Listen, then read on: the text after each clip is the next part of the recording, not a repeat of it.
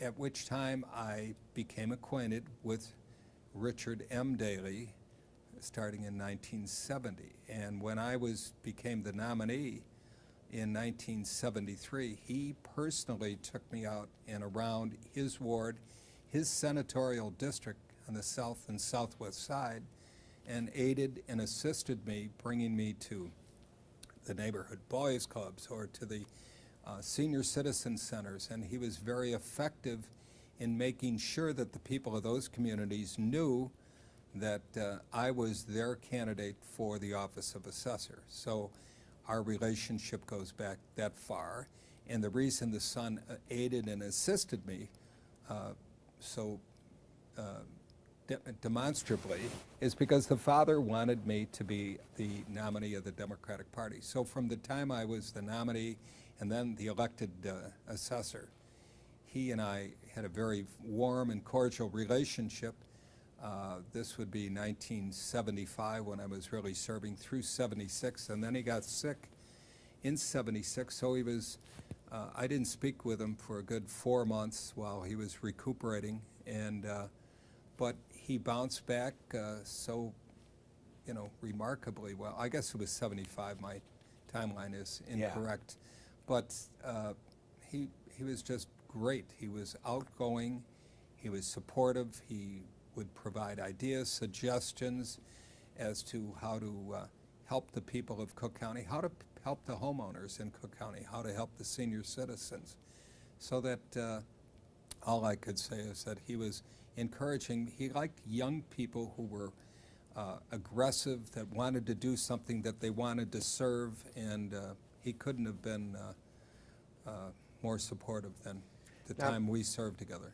When you were assessor, you instituted some reforms on commercial real estate that actually caused their taxes to go up, and there was some commentary at the time that the mayor didn't like that. Yeah, I think that a lot of that was emanating from different political persons that might have been impacted, but I don't suggest that in any way they were reforms. What they really were is the degree of uniformity of assessing, and the new word today is, of course, transparency. But we provided a vehicle for the property owners to come to the assessor, present income and expense statements, present appraisals, present information in which would aid and assist the assessor in coming up with a realistic value using the three approaches to value.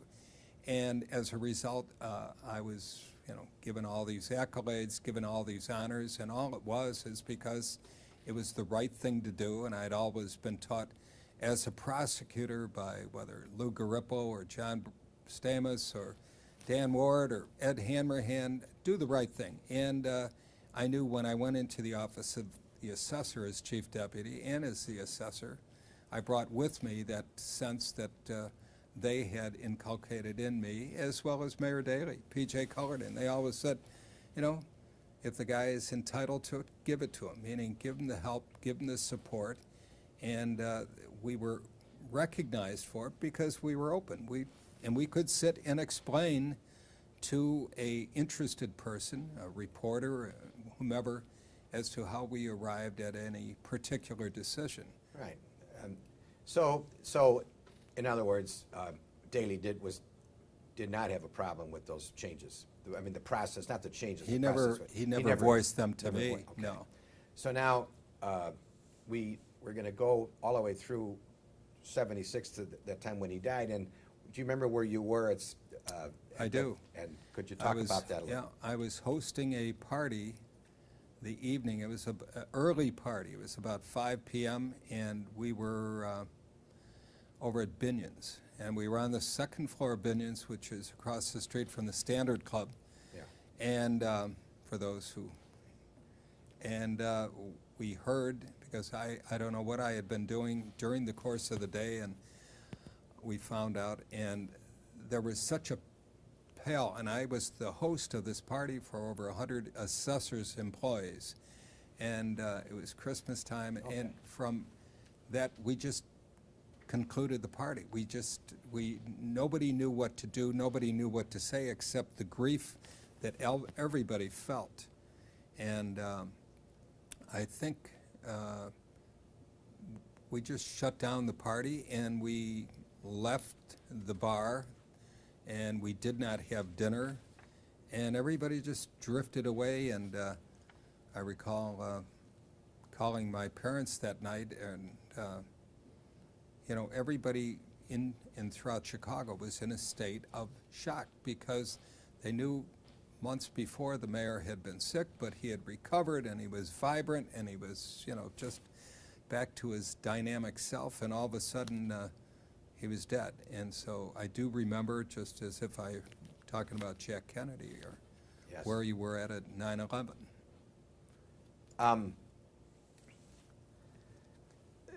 So he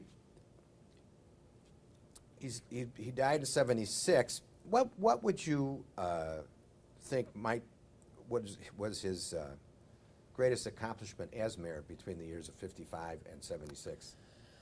God, there were so many. It would take too many hours on this, but he was a leader. That's the biggest thing. He encouraged people in the business community to be part of the Chicago community. And we had many issues during the time I was a prosecutor here in Chicago. We had a number of riots from, we had a fire truck that hit a sign on the west side, and all of a sudden there was a conflagration out on the west side of burning of buildings, and that was in '66. And '67 we had the snow riots, and then in '68 poor Martin Luther King was shot and assassinated, and we had the convention, and then we had in '69 the Days of Rage. So from my perspective, he was able to keep the community together. He was able to encourage the business community to be a part of the Chicago community. I think that's one of the great things that his legacy was, the encouragement that there was a true partnership between the business community and the mayor's office. And I think he was inclusive in the sense that he brought so many young people into government through his encouragement and encouragement of the Dan Rostenkowskis to bring in Terry Gabinski, or Eddie Burke came in, and Eddie Verdoliak and Ed Kelly, and all these people had a significant role to play in various aspects of city government. And consequently, I think that's one of his major strengths, is that he was careful and cautious and observant about the needs and wants of various communities, be it the African American community or the Polish community or the Irish or whatever. He listened, and he was accessible, and he was available. If I called him, he knew I didn't want to talk to him about the weather, and he would say, walk on over, or you'd see him somewhere. I mean, he was always a very accessible kind of guy and encouraging, and he would try to provide you with the stamina and the guts to do the right thing. Did you ever have a counter in where there was a difference of point of view? Oh yeah, many times. Many times. Any examples come to Not mind? specific, but it was always, his opinion. He was entitled to his opinion, and I respected him as anything.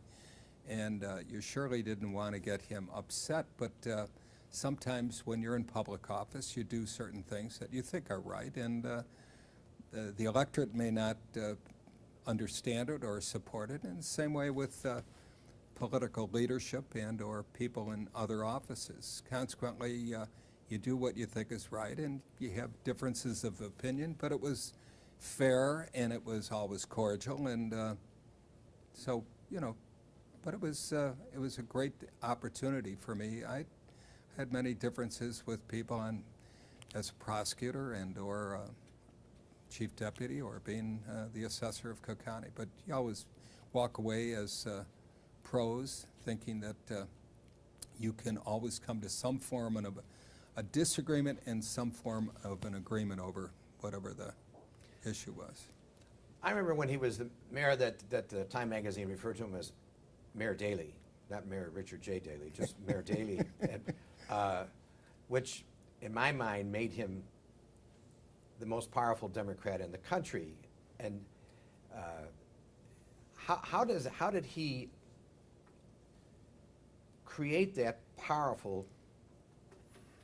I mean, he was only the chairman of the Cook County Democratic Party, but his reputation was Right. nationwide.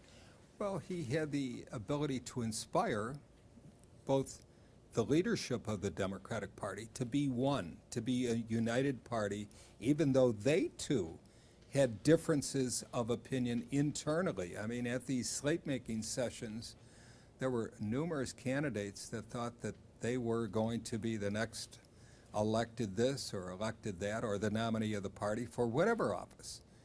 And they may not have received enough votes, or he felt that they were not electable, or that the committee itself didn't feel that the candidate, he or she, was electable. And consequently, he had the ability, after the differences of opinion were voiced in a private setting, that they would go back out and speak with one voice to the electorate and get a candidate nominated and elected. And from that success that he had since the time he became the chairman, he was able to provide that inspiration to the people who were in government or wished to serve in government to be part of a one team. And over the success that he had all those many years, he became recognized as a sane, knowledgeable, effective leader, and that's how he became known as Mayor Daley, and that's how we affectionately called him. I don't recall ever calling him Mayor Richard J. Daley. We just call him Mayor Daley. Right. But was his reputation in government as strong as his political reputation? Because he was considered very effective. Yeah. He had the capacity, at least in my small realm, and that is being the assessor, and I was very well read, very knowledgeable. I had appraised personally various structures, buildings, and consequently, when we initiated the first study of the reconnaissance study, he had read the report. It was a very extensive report, and there were supplemental reports that were emanated or issued by the real estate research over the next 2 years. He had read them, he was informed, and I think that's why he was such an effective leader.